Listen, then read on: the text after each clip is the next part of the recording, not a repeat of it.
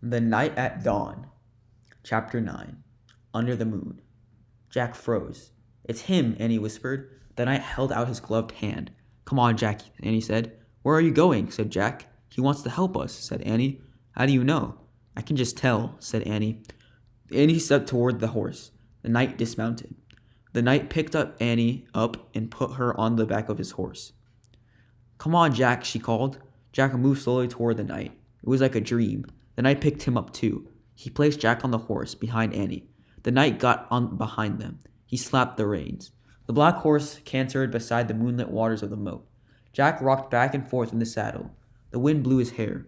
He felt very brave and very powerful. He felt as if he could ride forever on this horse, with this mysterious knight, over the ocean, over the world, over the moon. A hawk shrieked in the darkness. "There's the treehouse," said Annie. She pointed towards a grove of trees. The knight steered the horse toward the trees. "See, there it is," Annie said, pointing to the ladder. The knight brought his horse to a stop. He dismounted and helped Annie down. "Thank you, sir," she said, and she bowed. Then Jack. "Thank you," he said, and he bowed also. The knight got back on his horse. He raised his gloved hand. Then he slapped the reins and rode off through the mist. Annie started up the tall ladder, and Jack followed.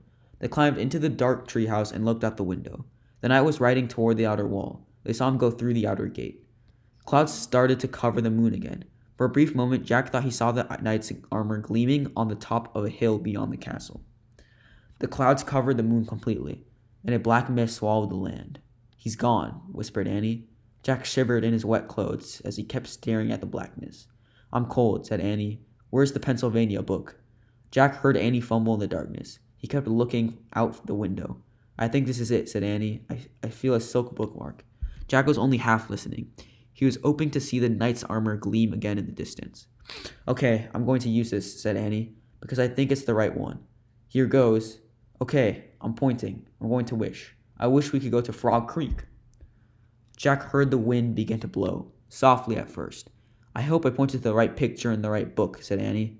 "What?" Jack looked back at her. "Right picture, right book." The treehouse began to rock.